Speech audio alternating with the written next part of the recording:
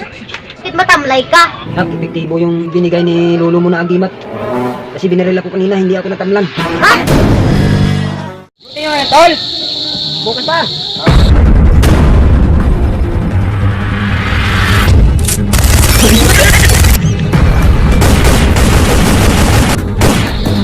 Langhiya ka rin eh! Kahit 5 piso ayaw mo pagbayaran! Oh, bad trip ka na naman? Kasi pumalpak kasi. Palpak na naman.